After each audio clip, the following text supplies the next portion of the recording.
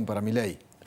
No me gustaría adjudicarme. Hay muchos economistas que promovieron esta idea mucho antes que yo, así que simplemente coincidió que nosotros la tomamos con Nico Kachanowski, que fue coautor, y justo cuando salimos con el libro, Javier Milei anunció su candidatura a presidencia y dijo que iba a dolarizar. Así que, de alguna manera, esa ola de... ¿Es posible que usted sea su ministro de Economía el día de mañana? Javier, lo que hemos hablado es que yo lo asesore con todos los temas relacionados con la dolarización. Nunca habíamos hablado de la posibilidad de ocupar la cartera de ministro de Economía por otras razones. Diría que ni siquiera tampoco es algo a lo que yo aspiraba. Mi principal interés, diría, es que la dolarización, si se hace en la Argentina, que se haga bien. Porque los detalles... ¿Qué es hacerla bien? Y hacerla bien implica tomar toda una serie de medidas para evitar que sea fácil de revertir. O sea, la idea de una dolarización es justamente que no nos pase como la convertibilidad. Que vengan un día y que después de habernos dicho que los depósitos eran intangibles y qué sé yo, dan vuelta todo. Y hacen una especificación asimétrica. Y hacen alguna cosa rara. Con una motosierra, ¿no? Además, por ejemplo, Ecuador que hizo una dolarización, cuando vino Correa, un populista chavista del siglo XXI, la estructura del Banco Central y del sistema financiero le permitió a él hacer algo que supuestamente con una dolarización no se puede hacer, que es monetizar el déficit.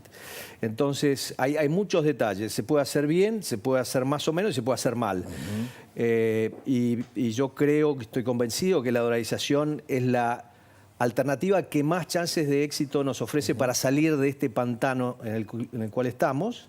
Y creo que es esencial que su implementación se haga bien, que nosotros venimos estudiando el tema ya hace más de 2 años y hemos estudiado todas las experiencias y hemos hablado con la gente que lo ha hecho en otros países. Entonces, mi vocación... ¿En qué países se hizo? En este siglo hubo 3 países que dolarizaron. En general son países con problemas, porque la dolarización es una solución extrema. Es decir, le voy a hacer una analogía con el tema de la obesidad. Si usted tiene 10 o 12 kilos de más, puede aspirar a contratarse un personal trainer, hacer una dieta y lo va a bajar. Ahora, si usted tiene 50 kilos de más, eso probablemente no funcione. Lo que va a tener que hacer es un bypass gástrico. Entonces, los 3 países que hicieron la dolarización en este siglo fueron El Salvador, Ecuador y Zimbabue. Zimbabue y Ecuador lo hicieron porque era una solución a un problema de borde de hiperinflación. En el caso de Zimbabue, no borde. En Zimbabue la inflación era millones %, digamos. O sea, era una hiperinflación violenta. En el caso de Ecuador, una inflación que estaba más o menos en los niveles que estamos nosotros. Cuando dolariza Ecuador, la tasa de inflación mensual era 14,5%. Nosotros vamos camino a eso. Vamos camino a eso. Si nosotros no tuviéramos inflación, si nuestros políticos estuvieran en condiciones de vivir bajo la restricción presupuestaria, tendríamos una moneda sana. La razón por la que hablamos del dólar es porque el peso cada vez vale menos, y el peso cada vez vale menos porque el Banco Central utiliza la emisión para financiar. Los detractores dicen, y vamos a perder la soberanía monetaria. Pero vamos a depender del Tesoro norteamericano. Bueno, eso es una tontería en 2 niveles. Primero, porque si la soberanía es el peso, la perdimos hace rato, ¿no? O sea, hace 20 años, o más, un poquito más de 20 años, un peso valía $1 y hoy estamos hablando de cerca de 800. O sea, cuando uno ya perdió la soberanía no se puede quejar, digamos. Y además, no es la soberanía porque los argentinos, hoy tienen los argentinos entre 5 y 6 veces más dólares que pesos. Los argentinos han elegido el dólar. No es que esto es una imposición. Es más, nuestra propuesta de dolarización, que es la que Javier Milei apoya, implica que los argentinos puedan seguir utilizando el peso si lo quieren, pero admitir que el dólar que tienen en los bolsillos, que tienen en la caja de seguridad, que tienen bajo el colchón, que esos dólares los van a poder usar para todas las transacciones. Supongamos que la dolarización sale el lunes. El lunes. Un trabajador gana, vamos a hacer 300.000 pesos, como mucho. Sí. ¿Y cuánto va a cobrar? Cuando ese trabajador va al chino... No va a cobrar 300.000 dólares. Cuando ese trabajador va al chino a comprar dólares, hoy lo está comprando a 7.50. No lo sé, o va a los arbolitos de la calle Florida los que está comprando a 7.50. No es de los agraciados o afortunados que pueden comprar el dólar a 350. El trabajador argentino tiene que pagar el blue. No tiene acceso a esos dólares preferenciales. O hay un mecanismo que todos conocemos que básicamente elimina la posibilidad para la mayoría de la gente de comprar dólares al tipo de cambio preferencial. Con lo cual, la gente sabe lo que gana en dólares. El dólar que cuenta no es el dólar que dice el Banco Central. El dólar que cuenta es el dólar del que hablamos todos los días. Claro. Si no, no estaríamos hablando de dólar. La gente no es estúpida, la gente sabe perfectamente cuánto vale un dólar. Entonces, pero el cálculo correcto... Cuando dolariza, cuando el uno, lunes, cuando uno esto... cuando uno dolariza, tiene que dolarizar al tipo de cambio de mercado. Uno no puede dolarizar a un tipo de cambio. Porque le voy a dar un ejemplo. Porque uno tiene que dolarizar todos los depósitos de los bancos. Entonces, supóngase que la situación actual, que el dólar está a 7.50 y la semana anterior estuvo, digamos, a 600 y yo viniera y le dijera, Eduardo, mire, mañana vamos a dolarizar a 3.50. ¿Qué va a hacer la gente? La gente va a decir, pero si estaba a 600, 700 y esto me están dolarizando. Yo voy al banco ahora y saco todos los dólares, porque ahora me dolarizaron. O sea, yo ya no tengo en mi cuenta peso, ahora tengo dólares. Me va a decir, pero estos idiotas se equivocaron, no hicieron bien los cálculos.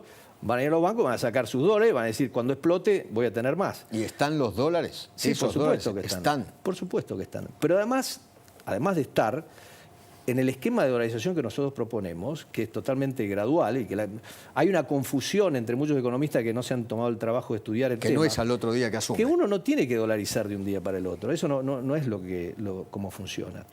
Entonces, obviamente que hay dólares en la Argentina, porque hay que entender una cosa. Cuando uno dice que al Banco Central le faltan 10.000 millones de dólares, lo que está en definitiva diciendo es que al Estado argentino le faltan 10.000 millones de dólares. Claro. Porque el Banco Central tiene un único accionista, que es el Estado Nacional.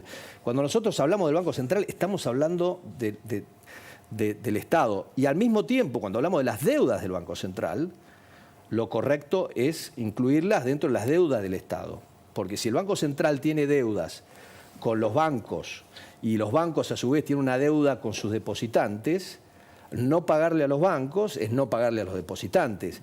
Y esa es una deuda genuina, porque el Banco Central, ¿qué hace? Se endeuda con los bancos y le presta al gobierno. Una de las deudas es las LELIQ. Las famosas LELIQ. Las 30.000 millones de dólares. Sí, hoy al dólar blue son más o menos entre 30 y 32.000, varía, digamos, según el día. Pero esa deuda la incurrió el Banco Central con el sistema financiero y se da vuelta y ¿qué hace? Extiende crédito al gobierno nacional a través de letras intransferibles o le adelanta transitorio o incluso le remite utilidades que no tiene, que es otra payasada. Entonces, siempre tenemos que entender que el Banco Central no es una especie de cajita mágica que funciona por su cuenta. Es el banco del Estado argentino y tiene un único accionista que es el Estado argentino. Willy. Emilio, un gusto. ¿Cómo andás? Hola, Willy. Hoy justo salió un tuit que me llamó la atención, ahora te lo ponemos en pantalla, de Mark Sobel, que es un ex tesoro norteamericano y ex representante ante el fondo, que seguramente lo leíste, Emilio. Que no lo había visto. Que la dolarización es el camino equivocado para la Argentina y que se debería, ahí paso al otro párrafo, se debería enfocar en el trabajo duro de estabilización y liberalización. ¿Qué opinas de esto? Creo que no entiende la realidad argentina y es muy típico de los norteamericanos de pensar 5 minutos sobre un problema y dar su opinión como si fuera la opinión terminante.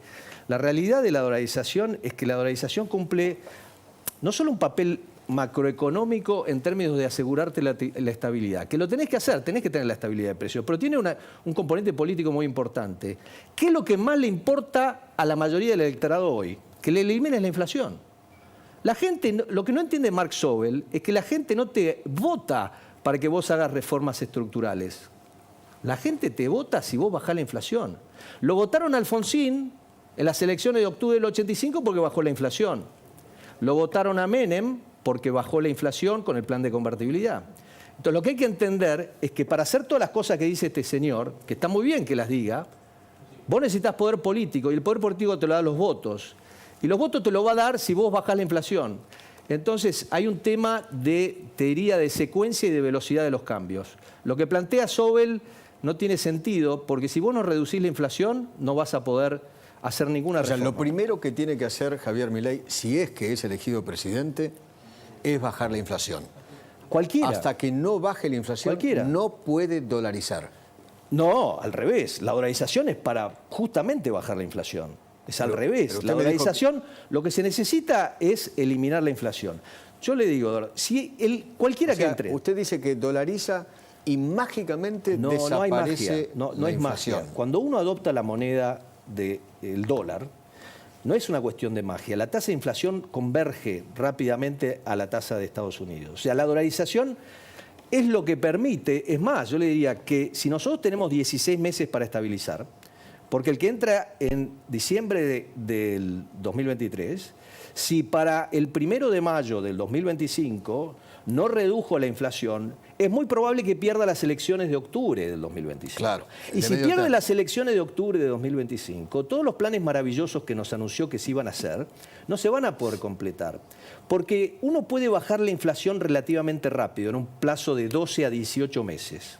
Pero uno no puede hacer reformas estructurales en 12 a 18 meses. Para hacer reformas estructurales se necesita tiempo. Para bajar el gasto público hay que negociar presupuestos todos los años. Para que esos presupuestos se aprueben uno tiene que contar con mayorías y eso requiere Ahora, votos. una pregunta. Menem lo intentó 2 veces, ¿Qué dolarizar. Menem en el 99, yo Y diría en que la Estados gran... Unidos le dijeron que no. No es así la historia. Lo que sucedió es, primero, que era un año electoral.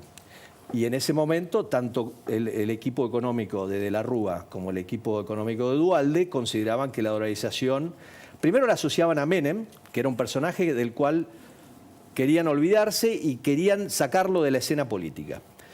Y segundo, no estaban, especialmente Duhalde, que ni siquiera estaba a favor de la convertibilidad, digamos, no estaban a favor de que la Argentina fuera por el camino de la dolarización. Pero yo diría que si hubiéramos ido por el camino de la dolarización en enero o el febrero del 99... Hoy no tendríamos estos problemas. tendríamos estos problemas. Y es más, le digo, si uno mide la inflación argentina desde el 1 de enero del 2002 hasta hoy, contra el dólar blue, la inflación fue 0.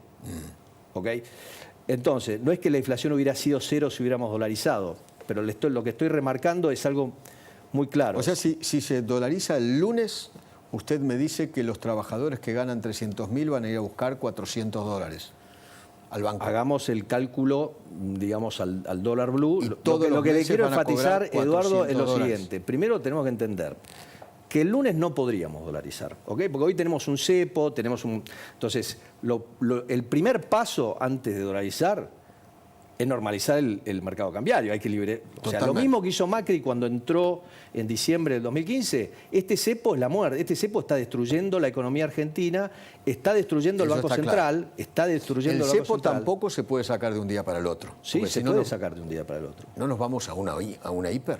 Pero ya estamos en una hiper. ¿Usted consultó los precios, cómo variaron? No. Eso, que no se consigue precio, eso es Bueno, así. por eso ya es indicativo. Mire, la hiper... O sea, para usted estamos en una hiper hoy. Le explico. Acá hay una discusión técnica. Cuando hablan los economistas de hiper, hay un estudio famoso que hizo un economista que se llama Philip Kagan, de la hiperinflación europea, donde dijo, 50 yo más. mido 50% más. Por Pero eso. Kagan dijo muy claro, esta es una definición totalmente arbitraria que la decidí yo para este estudio. ¿Qué es lo que importa? Lo que importa para definir si hay hiperinflación o no es la demanda de dinero. ¿Cómo se mueve la demanda de dinero? Y cuando la demanda de dinero se desvincula de la tasa de interés y el único factor que determina es las expectativas de inflación, ahí estamos en hiperinflación. Y las hiperinflaciones de América Latina de los 80, de los 90, demostraron que uno puede estar en un escenario hiperinflacionario mucho antes del 50% por mes. Entonces, aferrarnos a esta definición del 50, yo le diría que si nosotros llegamos al 15, 20% de hiperinflación, vamos a estar con la misma dinámica de demanda de dinero que tuviéramos 25, 30... Este 22% de devaluación, de un plumazo el lunes, Sí. ¿esto puede generar...? Obvio. Si usted se fija en la historia argentina, cuando tuvimos brotes hiperinflacionarios, febrero del 89, bueno, vamos a julio del 75 con el Rodrigazo. Febrero del 89, diciembre del 89, que la segunda hiperinflación del 89, que se produce ¿cuándo? Cuando Rapanelli devalúa el 10 de diciembre 50%. ¿Cuál es el problema de estos procesos? Que no hay devaluación controlada. Es muy difícil hacer una devaluación controlada cuando uno tiene una brecha de 100% y una tasa de inflación que ya está transitando al 7-8% mensual. Como ahora. Como ahora. Entonces, fíjese usted que en enero del 89 la tasa de inflación mensual fue 8,9%. Y en julio fue 195% mensual. O sea que en 6 meses pasamos de transitar una inflación similar a esta a una hiper. No estoy sugiriendo, atento, que eso vaya a no pasar. estoy sugiriendo que eso va a pasar y ojalá que no ocurra, porque es una tragedia absoluta. Nadie puede desear una hiperinflación. La hiperinflación es tremenda y quienes más sufren son los que menos ganan. Totalmente. Los Entonces, pobres. con esta tasa de pobreza que tenemos, la hiperinflación es un problemón, es un problemazo. Porque de 50% de pobreza nos vamos al 60, 70. Y porque sí. esa gente que ya está al límite y que no llega y cobra un ingreso una vez por mes, cuando la inflación pasó del 6, 7, pasó al 15, esa gente va a tener un problemón. Entonces, es muy serio este problema que tenemos ahora. Y las hiperinflaciones tienen una característica, que hay un ingrediente que es un gobierno débil. Un gobierno débil que el público percibe como totalmente ineficaz e incompetente como para el tomar de ahora, como el de ahora. Como el de ahora. Entonces, diría que el caldo que el cóctel que nos estamos armando ahora es un cóctel extremadamente peligroso. Ojalá puedan mantener la situación bajo control, pero si uno analiza lo que está pasando en los mercados de bienes, cuando uno pide precios, etcétera, es muy preocupante. O sea, lo que está ocurriendo. la herencia que podría llegar a recibir Milei si es presidente es tremenda. Puede ser, hay un escenario que no se puede descartar. Mire, los economistas el año pasado y hasta hace muy poco decían no hay riesgo de hiperinflación en la Argentina. Ahora sí hay riesgo de hiperinflación en la Argentina. Porque el tema de la hiperinflación en la Argentina que ocurre cuando el gobierno débil, incapaz de tomar las medidas correctas, tira la toalla con su política cambiaria. Y esto es lo que hizo este gobierno el lunes. Y ahora entra una dinámica un poquito más peligrosa con las LELIQs, porque el año pasado, por ejemplo, el Banco Central licuó, fíjense que el año pasado la tasa de interés que pagó por la ley fue en promedio 57% y la tasa de inflación fue 94%. ¿Qué quiere decir? Que licuó prácticamente, yo hice un cálculo que más o menos entre 6 y 7% del PBI fue la licuación del LELIQs el año pasado. Pero si la tasa real de interés, es decir, la tasa menos la tasa de inflación, empieza a ser positiva, ahí empieza el efecto bola de nieve. Y ahí es mucho más preocupante. Eso es imparable. Guada. ¿Qué tal, Emilio? Buenas tardes. Hola. ¿Cómo estás? Mencionás el caso de Ecuador y me parece que es importante aclarar que si bien es una condición sine qua non bajar la inflación para atacar la pobreza, no alcanza solamente con bajar la inflación para bajar la pobreza, porque en Ecuador, de hecho, la dolarización bajó la inflación, pero no la pobreza. Sí, la pobreza bajó, tenés los datos equivocados, Guada. No, pero tiene un 27, a junio No, 2023 pero vos lo que tiene un tenés que 27%. medir es qué pasó. Vos lo que tenés que medir es qué había de pobreza antes de la Por dolarización. supuesto, pero sigue teniendo un 27% Pero de inflación. tiene una tasa de pobreza que es mucho menor que la Argentina. No, eso desde ya. Lo que hay que entender es algo, hay que desterrar. Me refiero a que las medidas que hay que tomar van más allá de solo dolarizar, porque hay mucha gente que lo toma como una solución mágica, cuando en realidad también hay que hacer otro tipo de reformas, porque la pobreza, si no, no va a bajar. Pasó con la convertibilidad, que dejó un 25% de desempleo, si bien es distinto a la dolarización, pero digamos, en algún momento se agotó el modelo, no se llevaron a cabo las reformas que había que llevar a cabo y terminó el gobierno de Menem con un 25% de desempleo. Sí, yo creo que no fue el gobierno de Menem el que terminó la convertibilidad, sino el de la Rúa. Pero lo que te diría es lo mismo que dije con respecto a lo que voy es eso. Menem no la terminó y justamente se fue de su gobierno con un 25% de desempleo por no haber podido revertir la convertibilidad. Déjame que te señale lo siguiente. Primero hay que desterrar la idea de que la dolarización es una bala de plata, como dice este señor, o como un atajo, o como un acto de magia. Eso no es el caso. La dolarización es algo que nos va a permitir, es condición necesaria, eliminar la inflación para poder avanzar con las reformas. Si no se baja la inflación, el gobierno va a ser incapaz de avanzar con las reformas. Sí. Entonces, es condición necesaria, pero no suficiente. Exacto. ¿Qué quiere decir? Que si, por ejemplo, viene alguien, dolariza, baja la inflación, y después dice, uy, bueno, ya está, bajó la inflación, no hagamos nada, y sí, vamos a tener un problema. Nosotros en el libro hablamos específicamente de ese tema y llamamos eso el efecto de complacencia. Ahora, si vos tenés un candidato como Javier Milei, que ha dicho bien claro y que está comprometido con las reformas que hay que hacer para la Argentina, entonces la dolarización sirve. Si vos querés hacer una dolarización y después hacer las cosas mal, no te sirven. Por ejemplo, en Ecuador, ya que lo mencionás, Hubo un populismo con Correa, hubo default. No es que la dolarización de repente te lleva al nirvana, no es el caso. La dolarización te permite hacer algo que es esencial, que es terminar con la inflación en un plazo relativamente rápido. Si vos no llegaste a abril del 2025 sin controlar la inflación, vas a perder las elecciones. Y si vos querías hacer tremendas reformas, no las vas a poder hacer porque te van a echar. Y si vos perdés las mayorías en octubre de 2025, el escenario es bastante difícil en la Argentina, ya lo sabemos. Paula. Sí, le quería preguntar justamente por eso, porque mi ley habla de un plazo de 9 a 24 meses para realizar la dolarización, pero ¿desde qué momento? ¿Cuál es la meta temporal que tienen? Porque no es lo mismo aplicarlo en el primer año de gobierno que aplicarlo cuando ya se estén yendo, en caso de acceder a la Casa Rosada si la gente los vota. No, claramente hay que hacerlo lo más rápido posible. ¿Pero cuándo es lo más rápido posible? Lo más rápido posible depende de la pregunta que me hacía Eduardo hace unos minutos, es decir, ¿cómo llegamos a diciembre? No es lo mismo llegar a diciembre con una inflación de 7-8% que llegar con una inflación del 15-20%. Si estamos en un escenario de hiperinflación, vamos a tener que ir muy rápido a una dolarización porque tenemos que estabilizar la economía rápidamente. La hiperinflación es una tragedia, no podemos vivir en hiperinflación. Imagínese usted que si llegamos al mes de diciembre y estamos con inflaciones del 15 o el 20% mensual, esas inflaciones, esas tasas no se mantienen estables. El problema de la hiperinflación es que no es una situación en la que uno dice, bueno, me voy a quedar en esta tasa y la voy a poder mantener en 15-20% por 3 meses más. Cuando ocurre eso, generalmente la tasa sigue aumentando hasta que llega un momento que el gobierno dice, no, voy a hacer una reforma monetaria, porque hay que hacer una reforma monetaria, y anuncia un programa de ajuste fiscal creíble que implica que a lo largo del tiempo, es decir, en un periodo de tiempo determinado, se va a ajustar el gasto público, la presión impositiva, etcétera.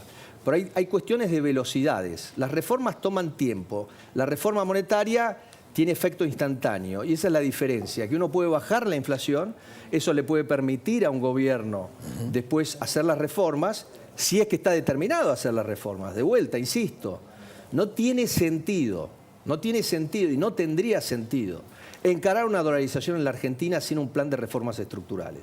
Lo que no entiende este señor Sobel es que si no bajamos la inflación, ese programa de reformas estructurales no va a ser políticamente viable. Ese es el problema. Gracias, Emilio. Gracias por haber venido. Gracias a ustedes por la invitación. Gracias. Gaby, estoy con vos. Gracias, Edu.